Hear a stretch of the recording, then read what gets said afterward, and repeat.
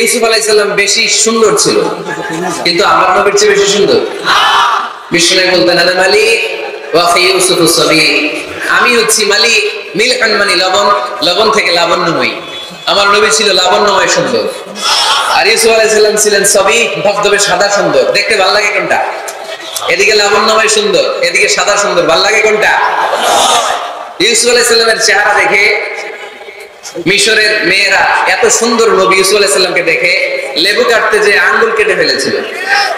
কোরআনে এই কথা আছে না নাই? ওয়াকাত্তা'না আইদিয়াহুম, লেবু কাটতেছে, কারণ ওনারা দেখে লেবু কাটা শেষ, কিন্তু কাটা আর থামায় নাই, ওই এক টানে আঙ্গুল শেষ। এই কথা যখন আমাদের প্রিয় নবীর স্ত্রী আমাদের আম্মা জান আয়েশা রাদিয়াল্লাহু তাআলা আনহা শুনলেন, উনি বললেন, ও মিশরের নারীরা, তোমরা ইউসুফ নবীর চেহারা দেখে লেবু কাটতে যে আঙ্গুল কেটেছো, তোমরা যদি আমার স্বামী আমার নবী প্রিয় নবীর চেহারা দেখতা, তাহলে লেবু কাটতে যে আঙ্গুল নয় কলিজাটা কেটে খান খান করে দিতা। আমার নবীর সৌন্দর্যের সাথে কারো কোনো সৌন্দর্যের তুলনা হতে পারে? তবে তিনি মানুষ ছিলেন। কি ছিলেন? আকীদা ক্লিয়ার? কথা বুঝতে পেরেছেন? এজন্য কোরআন বলে, কুল ইন্নামা আনা বাশারুম মিসলুকুম ইউহা ইলাইয়া আন্নামা ইলাহুকুম ইলাহুন ওয়াহিদ। ও নবী, আপনি বলে দেন, নিশ্চয় আমি তোমাদের মতোই মানুষ, কিন্তু পার্থক্য হলো আমার কাছে ওহী আসে, তোমাদের কাছে আসে না। ঠিক কি না?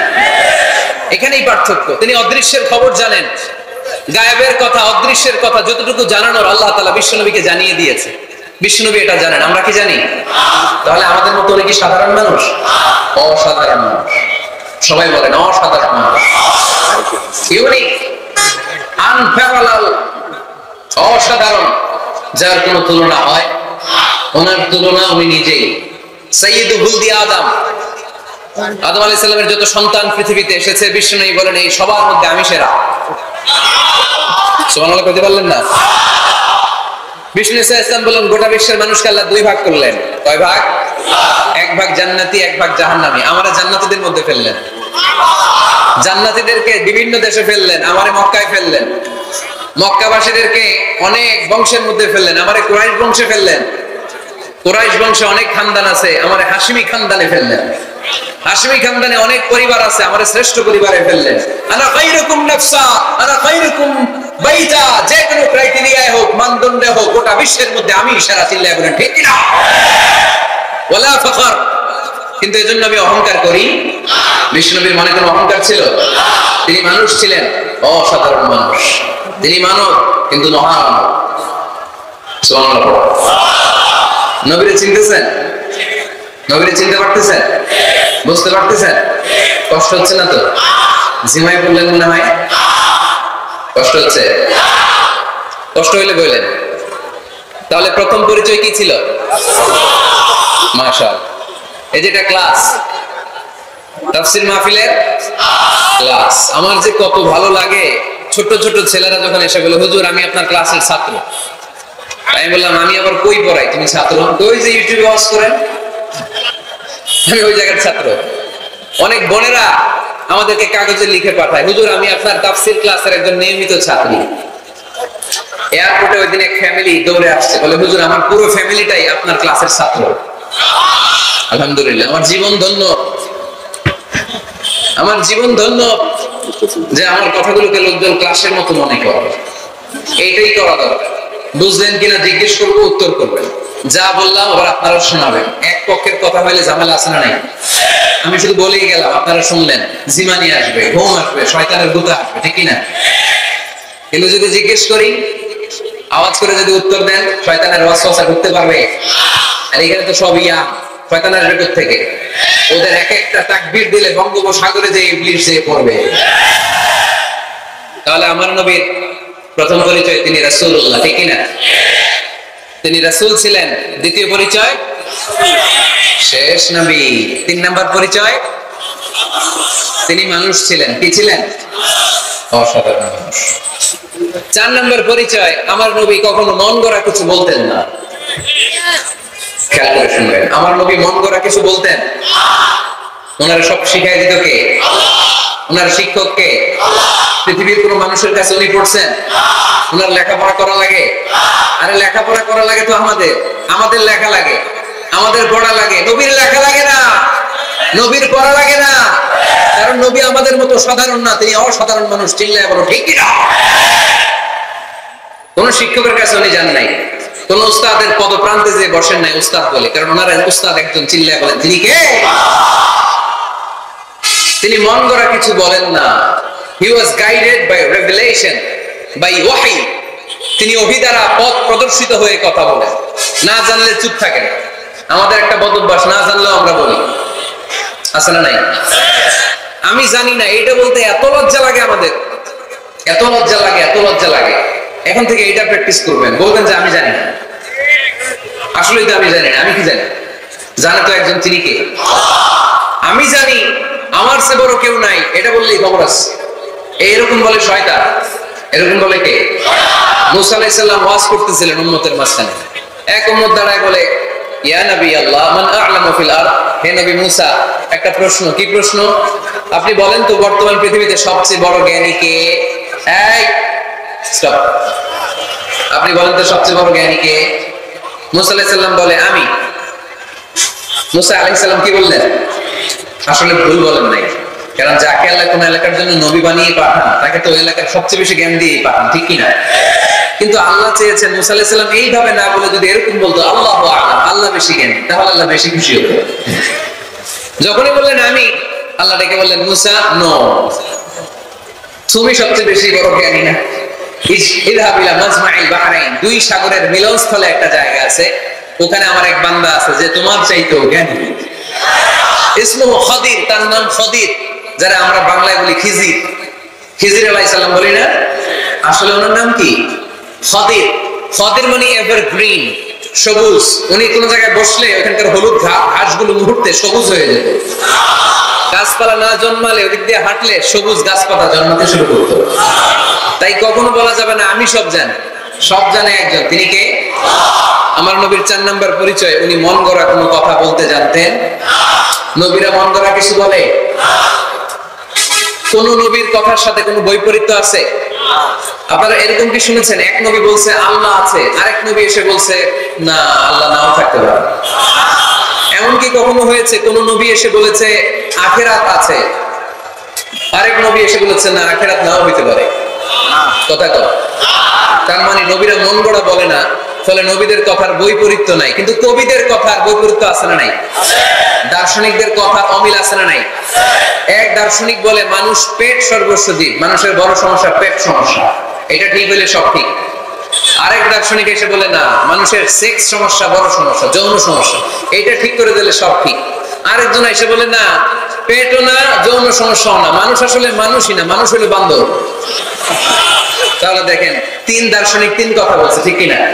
কিন্তু পৃথিবীতে যে লক্ষাধিক নবী, একজনের কথার সাথে আরেকজনের কথার কোনো অমিল আছে? কারণ নবীরা দার্শনিকদের মতো মন মস্তিষ্ক প্রসূত মন গড়া কথা বলে না, তাদের কাছে কথাগুলো আসে একটা হেডকোয়ার্টার থেকে। হেডকোয়ার্টারটা কার? এজন্য আল্লাহ বলেন ওমা ইয়ানতিকু আনিল হাওয়া ইন হুয়া ইল্লা ওয়াহিয়ুন ইউহা। আমার নবী মন গড়া কিছু বলেন না, আমার কাছ থেকে ওহী পেয়ে তারপরে তিনি মুখ খোলেন। সুবহানাল্লাহ পড়েন আওয়াজ করে। কোন নবীর ফলোয়ার আপনি? কার ফলোয়ার?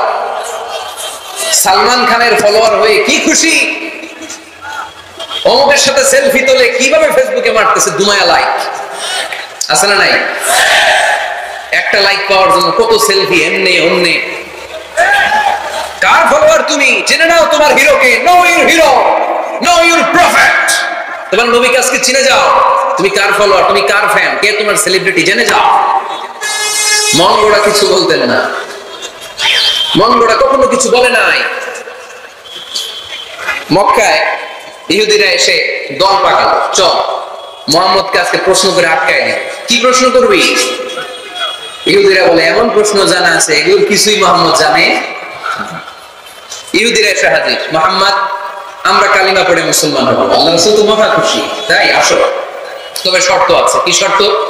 3টা প্রশ্নের উত্তর দিতে পারলে লাইন ধরে আমরা সব কালিমা পড়ে ফেলব। কোন 3টা প্রশ্ন বলো? তারা প্রশ্ন শুরু করলো। প্রশ্ন নাম্বার 1, মা হুয়া রূহ। মুহাম্মদ বলো তো রুহু কারে বলে? রুহু কি? রুহু কাকে বলে? এই ক্যামেরাম্যান, এই তোমার কি, বসো ভাইয়া, এখনো ভদ্রতা শিখো নাই।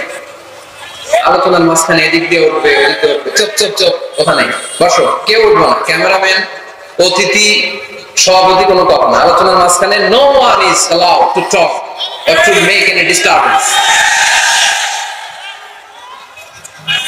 প্রশ্ন নাম্বার 1, মা হুয়া রূহ? মুহাম্মদ বলে, রূহ কারে বলে?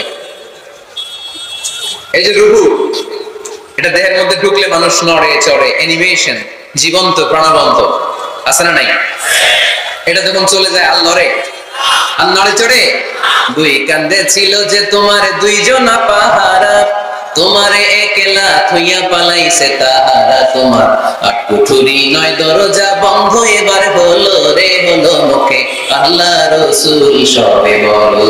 দুয়ারে আইসাছে পালকি, নাই হরি গাও তোলো রে তোলো, মুখে আল্লাহ রসুল সবে বলো, ও মুখে আল্লাহ রসুল সবে বলো। ঠিক না? আমাদেরকে একটা ফেলে যখন রুহু চলে যায়, দেখে কোনো নাড়াচাড়া নাই। ইহুদিরা বলল, প্রথম প্রশ্ন রুহু কারে বলে বলো। 2 নাম্বার প্রশ্ন, মান হুম আসহাবুল কাহফ? আসহাবে কাহফ সম্পর্কে কি জানো? কি জানো বলো। গুহাবাসী, গুহাবাসীদের সম্পর্কে কি জানো? অনেক আগে তারা এসেছিল পৃথিবীতে। 3 নাম্বার প্রশ্ন, মান হুয়া যুলকারনাইন? যুলকারনাইন সম্পর্কে কি জানো বলো। প্রশ্ন কয়টা? প্রথম প্রশ্ন কি সম্পর্কে? রূহ। দ্বিতীয় প্রশ্ন আসহাবে কাহফ। তৃতীয় প্রশ্ন যুলকারনাইন। আল্লাহ রাসূল সাল্লাল্লাহু আলাইহি ওয়াসাল্লাম বললেন, গাদান উজিবুকুম। তাফসীর ইবনে কাসিরে এসেছে, তিনি উত্তর দিলেন, গাদান উজিবুকুম, আই উইল আনসার টুমরো। আগামীকাল উত্তর দেব। কারণ জানেন না তো কি করে বলবেন, আর না জানলে উনি বানাই কিছু বলেন? কারণ কোরআন তো পরিচয় দিয়েই দিল, তিনি মন গড়া কখনো কিছু বলেন। আগামীকাল উত্তর দিব। ওরা আগামীকাল উত্তরের জন্য হাজির, কিন্তু ওহী আসে নাই, উনি বলতেও পারে না। বিশ্বনবী আবার বললেন, গাদান উজিবুকুম, আগামীকাল দেব। তারপরের দিন ইহুদিরা এসে হাজির, বিশ্বনবী উত্তর করতে পারেন না। বিশ্বনবী আবার বললেন, গাদান উজিবুকুম, আগামীকাল বলে দেব। আগামীকাল ওরা এসে হাজির, তৃতীয় দিন তিনি পারেন না। এসে হাসাহাসি শুরু করছে, এই মক্কার লোকেরা দেখ, এই লোকটা এতদিন তোমাদেরকে ভুল বুঝাইছে, এই লোকটা এতদিন বলেছে তিনি নবী। তিনি যদি নবী হতো, তিনি তো প্রশ্নের উত্তর করতে পারতো, পারে না কেন? পারে না কেন? এটাই প্রমাণ করে তিনি নবী নন। তিনি যদি পারতো, উত্তর দিয়ে দিত। আপনারা এদিকে তাকান কেন? ডানে কি অ্যাম্বুলেন্স যাচ্ছে, তো আপনাদের কি হয়েছে? আপনারা এদিকে তাকান। তিনি যদি জানতেন তাহলে তো উত্তর দিতেন, পারেন না কেন? 3 দিন 4 দিন, আহা, নবীও লজ্জায় অসহায়, উত্তর দিতে পারেন না। টানা 15 দিন, টানা কয়দিন ওহী আসে নাই, নবী উত্তরও দিতে পারে না। আল্লাহ রাসূল সাল্লাল্লাহু আলাইহি ওয়াসাল্লামের জন্য এত বিব্রতকর পরিস্থিতি আর কখনো ছিল না। তিনি বারবার বলতেছেন কালকে বলবো, কিন্তু উত্তর আসে না। এর কারণ নবী ইনশাআল্লাহ বলে নাই। কি বলে নাই? নবীর মাধ্যমে, আমার প্যার নবীর মাধ্যমে আমাদেরকে শিখানোর জন্য আল্লাহ 15 দিন ওহী নাযিল বন্ধ করলেন। চিল্লায় বলেন কয়দিন?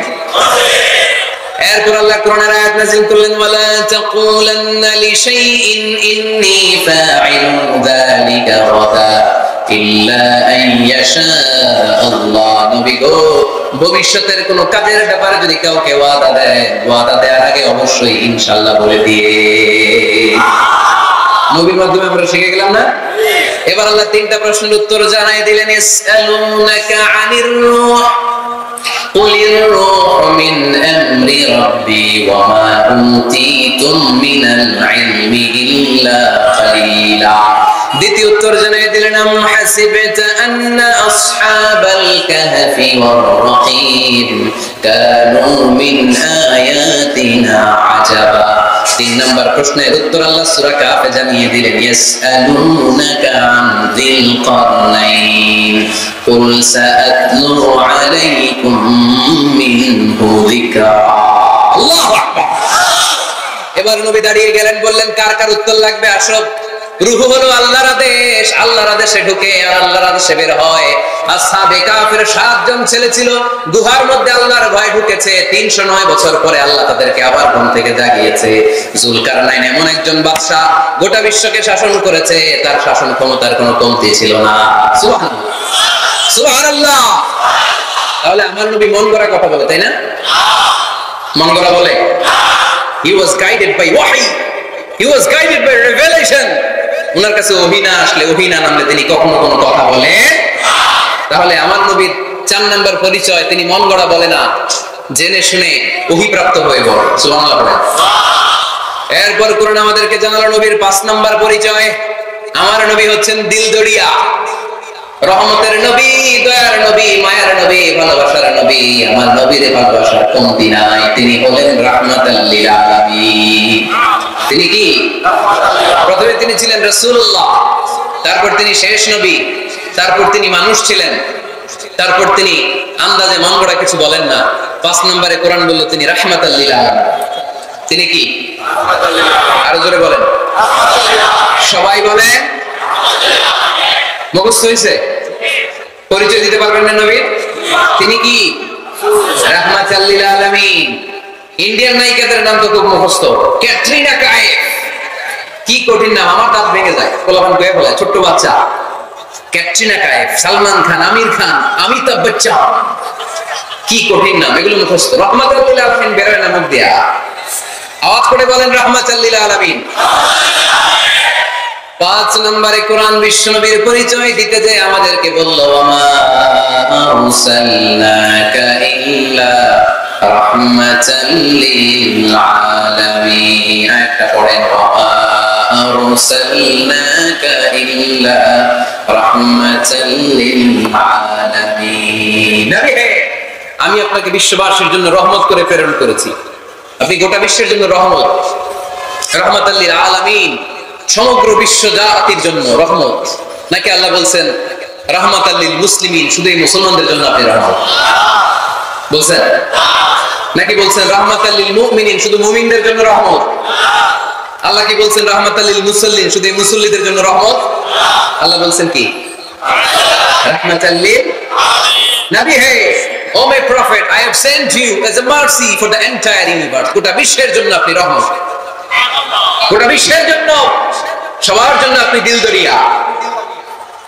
এজন্য কোরআন বলল, লাকাদ জাআকুম রাসূলুম মিন আনফুসিকুম আজিজুন আলাইহি মা আনিতুম হারিসুন আলাইকুম বিল মুমিনিনা রাউফুর রাহিম। যিনি আমার নবী, যিনি তোমাদের কাছে রাসূল হয়ে এসেছেন, আজিজুন আলাইহি মা আনিতুম, যেই জিনিসটা তোমাদেরকে কষ্ট দেয়, এই জিনিস মেনে নেওয়া নবীর পক্ষে সম্ভব না। যে জিনিসটা আমাদের দুঃখ দেয়, ওইটা আমার নবী মেনে নিতে পারে।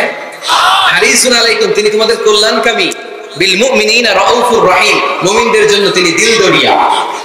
তার দিলের মধ্যে শুধু মায়া, তার জানের মধ্যে শুধু মায়া, প্রেম আর ভালোবাসা। চিল্লায় বলে ঠিক না?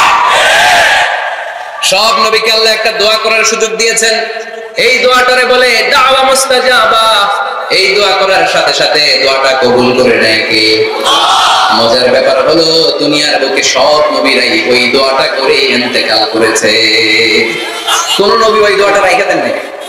সব নবীকে আল্লাহ বললেন, নবী আপনাদের সবাইকে আমি একটা স্পেশাল চান্স দিব, স্পেশাল অফার, একটা দোয়া। কি লাগবে বলেন, যেটা যাবেন ওইটাই দিব। সব নবীরা পটপট করে টপ করে দোয়াগুলো করে ফেলেছে, কেউ রেখে দেয় না।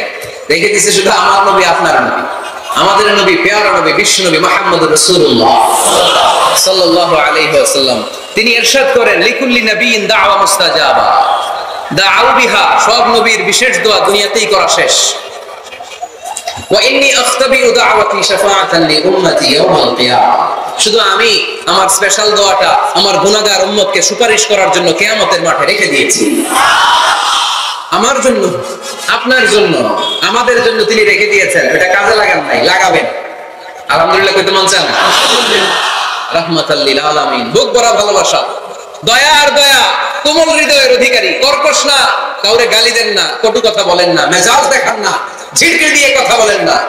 এজন্য আল্লাহ বলেন, ফাবিমা রাহমাতিন মিনাল্লাহি লিনতা লাহুম ওয়া লাম কুনতা ফাওয়ান গলিদাল কলবি লান ফাদ্দু মিন হাওলিক। নবী হে, আল্লাহর রহমতে আপনি কোমল হৃদয়ের অধিকারী হয়েছেন। আপনি যদি কর্কশ ভাষী হতেন, মেজাজওয়ালা লোক হতেন, এখন যেমনি কোন জায়গায় গেলে আপনার পিছনে পিছনে লোকজন ঘুরে বেড়ায়, সবাই চলে আসে, আপনি মেজাজ দেখালে আপনার কাছেও কেউ কোনোদিন ঘেষতো না। রাসূল সাল্লাল্লাহু আলাইহি ওয়াসাল্লাম যেদিকে যেতেন চারদিক দিয়ে লোক ভিড় করত।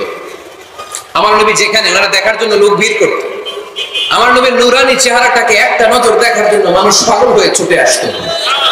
ফাবিমা রাহমাতিন মিনাল্লাহি লিনতা লাহুম, কোমল হৃদয়ের অধিকারী, উনার ভাষা যখন বের হয় যেন মুখ দিয়ে মুক্তা ঝরে, উনি যখন তাকায় চোখ দিয়ে যেন নূর বের হয়, উনার চেহারার নূরের ঝলকানি কাফেরদের হৃদয়টা মুহূর্তের মধ্যে ঠান্ডা করে দেয়।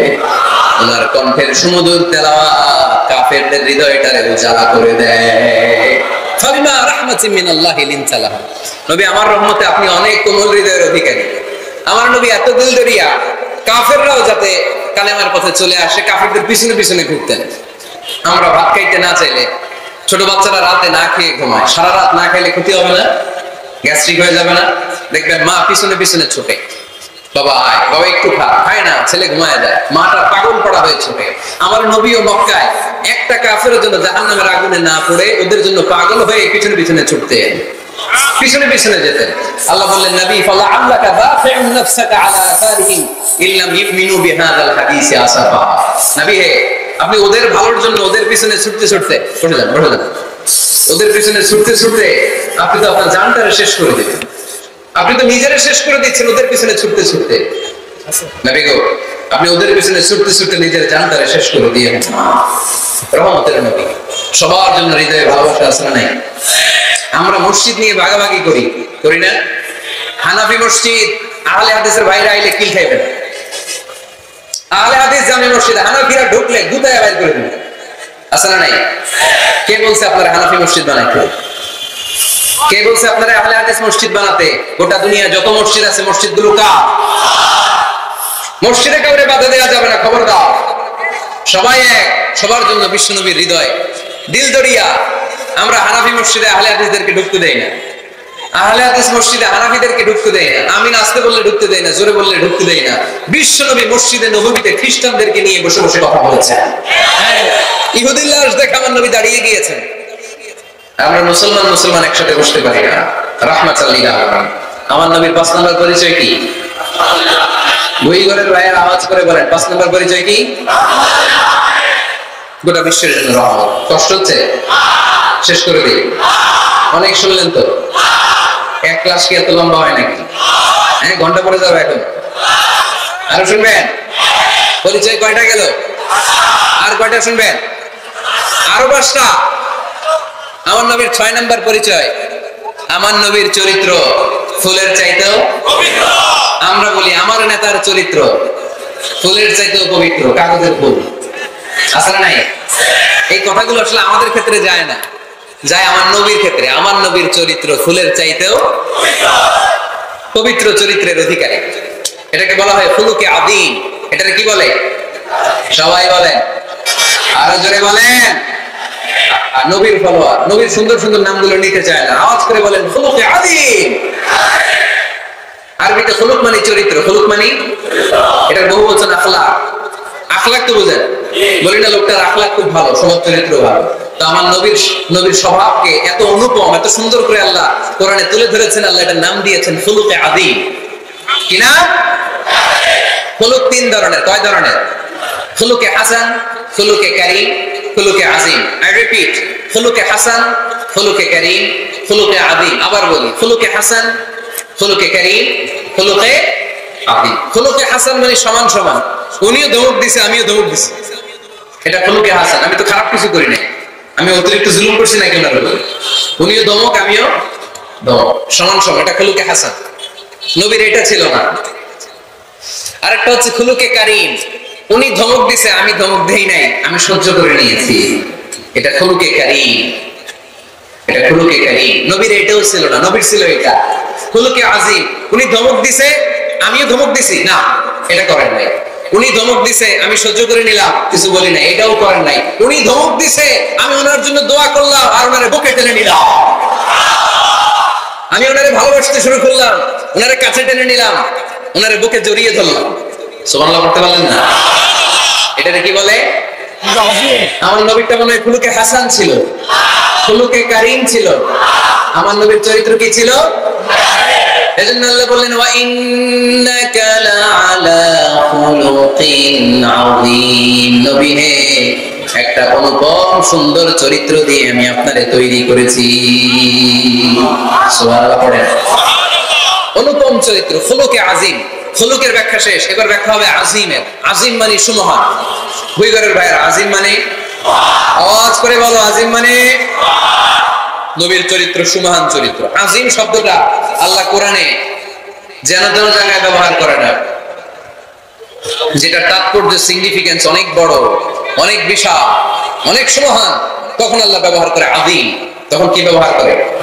কিয়ামতের দিন আল্লাহ যে একটা ভূমিকম্প পৃথিবীটারে ধরে যাওয়ার একটা ঝাঁকুনি দিবেন, পাহাড়গুলো ভেঙে খান খান হবে, স্যাটেলাইট গুলো ভেঙে টুকরা টুকরা হবে। ওই ভূমিকম্পটা মনে হয় সাধারণ ভূমিকম্প। এই ভূমিকম্পের মতো ভূমিকম্প পৃথিবীবাসী কোনোদিন দেখে নাই। এজন্য ওই ভূমিকম্পের বর্ণনা দিতে যে আল্লাহ কোরআনে বললেন, ইন্না জালজালাতাস সাআতি লাশাইউন আযীম। নিশ্চয়ই কিয়ামতের দিনের ভূমিকম্প এটা সাধারণ ভূমিকম্প নয়, এটা সুবিশাল ভয়ঙ্করতম ভূমিকম্প, ঠিক কি না? এই কিতাবটা তো দুনিয়ার অন্যান্য সাধারণ কিতাবের মতো একটা কিতাব, তাই না? অসাধারণ, এটার তুলনা হয় না। এটার মর্যাদা কত বলে বোঝানো যাবে না। তাই এই কিতাবটার কথা বলতে যে আল্লাহ কোরআনে বললেন এটাও আজিম কিতাব। ওয়ালাকাদ আতাইনাকা সাবআম মিনাল মাসানি ওয়াল কুরআনাল আযীম। নবী হে, আপনারে আমি নিত্য পাঠনীয় সপ্তবাক্য দিয়েছি, সাথে সাথে কোরআনে আজিম দিয়েছি। এটা সাধারণ কোরআন না, এটা কোরআনে আজিম। তাহলে ভূমিকম্প এটা বড় ভূমিকম্প, তাই এটা ভূমিকম্প আজিম। এটা সুমহান কোরআন, তাই এটা আজিম। আমার আল্লাহর সত্তা এটা কি সাধারণ না সুবিশাল? এজন্য আল্লাহ নিজের পরিচয় দিতে যেও ব্যবহার করেছেন আযীম। কি ব্যবহার করেছেন? আয়াতুল কুরসি মুখস্থ আছে না সবার? আছে আছে। সব শেষে আল্লাহ বললেন ওয়ালা ইয়াউদুহু হিফযুহুমা ওয়া হুয়াল আলিয়্যুল আযীম। সবাই বলেন ওয়া হুয়াল আলিয়্যুল আযীম। তাহলে আল্লাহ নিজের পরিচয় দিতে যেও বলেছেন আযীম। তাহলে ভূমিকম্পটা বড়, এটা আযীম। কোরআন যেন যেন কিতাব নয়, এটা আযীম। আমার আল্লাহ সাধারণ কোন সত্তা নয়, এটা আযীম। আমার নবীর চরিত্র সাধারণ চরিত্র নয়, এটাও আযীম। চিল্লায় বলো ঠিক কি না?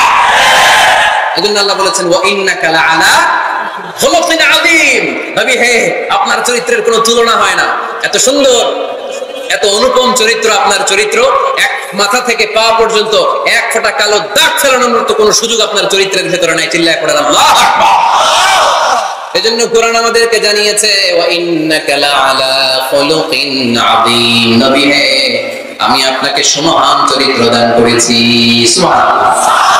তাহলে 6 নাম্বার পরিচয় কোরআন যেটা আমাদেরকে জানালো, আমার নবীর চরিত্র ফুলের চাইতেও সুমহান চরিত্রের অধিকারী।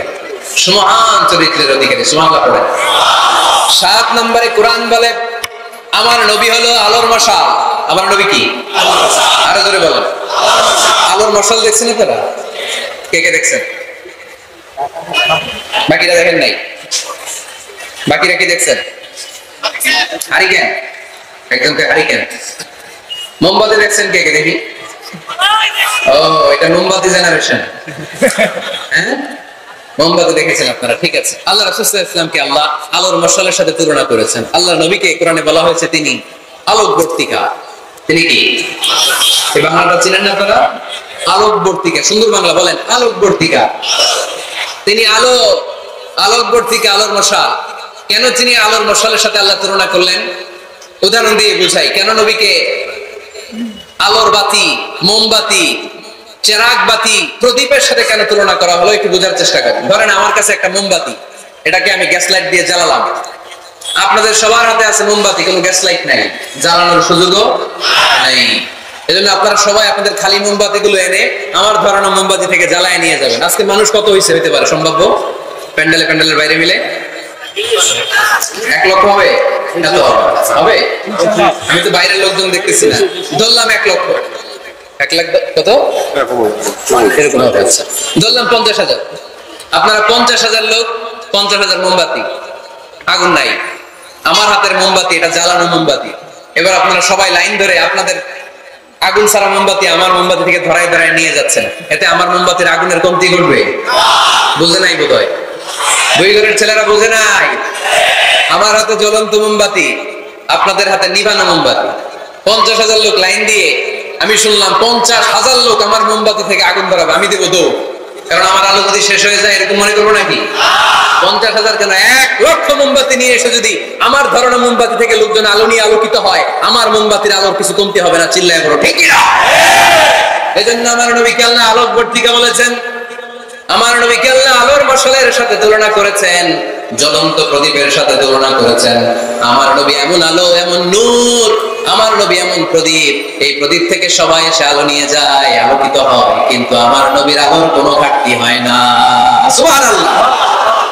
এজন্য আল্লাহ বললেন, ইয়া আইয়ুহান নাবিয়্যু ইন্না আরসালনাকা শাহিদান ওয়া মুবাশশিরান ওয়া নাযীরা ওয়া দা'iয়ান ইলাল্লাহি বিইذনিহি ওয়া সিরাজাম মুনীরা। সুবহানাল্লাহ। সিরাজাম মুনীরা, আমার নবীর পরিচয়, তিনি হচ্ছেন আলোকবর্তিকা। ফরুক আহমেদ একটা কবিতা লিখেছেন, কবিতার নাম সিরাজাম মুনীরা। কি নাম পড়ছেন আপনারা? এগুলো করবেন। তিনি হচ্ছেন আলোকবর্তিকা। তিনি এমন আলো, তার কাছ থেকে সবাই আলো নিলেও তার আলোর কমতি ঘটবে। সুবহানাল্লাহ পড়েন। নবীর 8 নাম্বার পরিচয়, কোরআন বলে আমার নবী ছিলেন নিষ্পাপ, কোনো পাপ নাই। আমার নবী ছিলেন নিষ্কলুষ, কোনো দাগ নাই। আমার নবী ছিলেন মাসুম, আমার নবীর জীবনে কোনো গুনাহ নাই। আওয়াজ করে বলেন ঠিক কিনা? তারপরে আমার নবী বিনয়ের কারণে প্রতিদিন 70 বারেরও বেশি আল্লাহর কাছে তওবা করতেন। নবী যদি গুনাহ ছাড়া করে 70 বার, আমরা গুনাহ নিয়ে তওবা করা দরকার কয়বার? আমাদের গুনাহ আছে না নাই? বেশি না কম? পৃথিবী না জানুক আমি তো জানি, আমি কি পাপ করেছি হায়। পৃথিবী না জানুক আমি তো জানি, আমি কি পাপ করেছি হায়। আমার পাপের করলে বিচার, বাঁচার আমার নাই উপায়। দয়াময় প্রভু মাফ করো আমায়, মাফ করো আমায়। পড়েন আমিন। যাদের গুনাহ আছে তারা আওয়াজ করে পড়েন আমিন। লিয়াগফির লাকাল্লাহু মা তাকদ্দামা মিন যামবিকা ওয়া মা তাআখার। নবী আপনার আগে আপনার পরের কোনো গুনাহ নাই, সব আল্লাহ আমি ক্ষমা করে দিলাম। সব ক্ষমা করে দেয়া হয়েছে। তাই যিনি মডেল হবেন, তার গুনাহ থাকতে পারবে না, তার দাগ থাকতে পারবে না, তার মধ্যে কোনো দোষ থাকতে পারবে না। তিনি হতে হবেন নিষ্কলুষ, তিনি হতে হবে নিষ্পাপ, তিনি হতে হবে মাসুম। তাই আমার নবী আমার মডেল। চিল্লায় বলো ঠিক কিনা? এজন্য 8 নম্বরে কোরআন বলেছে নবীর কোনো গুনাহ নাই, নবী মাসুম, নবী নিষ্পাপ, নবী নিষ্কলুষ। তাই নবী আমাদের মডেল হওয়ার যোগ্যতা রাখে কি রাখে না? আমাদের মডেলের নাম মুহাম্মদ। চিল্লায় বলেন কি নাম? আরো জোরে কি নাম? 9 নম্বরে কোরআন নবীর পরিচয় দিল। আর 2টা পরিচয় বলে শেষ করে দিব। দুইজন ওঠা বসা করতেছে মনে হয়, পেশাব চাচ্ছে বোধহয়। হ্যাঁ, খুব ঠান্ডা। ও আচ্ছা আচ্ছা, ঠিক আছে, শেষ করে দিচ্ছি। চলবে চলবে, কতক্ষণ চলবে? সারা রাত। আপনারা সারা রাত থাকেন, আমাদের আর ভাইস চেয়ারম্যান সাহেবরে দিতে পারবে না। আমি ভাইস চেয়ারম্যান নিয়ে দিতে চলে যাবো। এই আবেগগুলো কোরআনের আবেগ। আমার আজীব লাগে এই দেশে আল্লাহ যে কোরআনের গণজোয়ার দিয়েছে, কোরআনের প্রতি মানুষের ভালোবাসা দিয়েছে, শীত এদেরকে থামায় রাখতে পারে না। 144 ধান এদেরকে থামায় রাখতে পারে না। গুজব এদেরকে ঘরে আটকায় রাখতে পারে না। কোরআনের প্রেমেরা রাস্তায় নেমে যায়, কোরআনের প্রেমেরা ময়দানে চলে আসে। এই শক্তি, সম্ভাবনা, এই স্পিরিট কোরআনের জন্য কাজে লাগানোর দরকার আছে না নাই? রাজি আছে মুসলমান? কারা কারা রাজি? হাত তুলে আল্লাহর দেখা।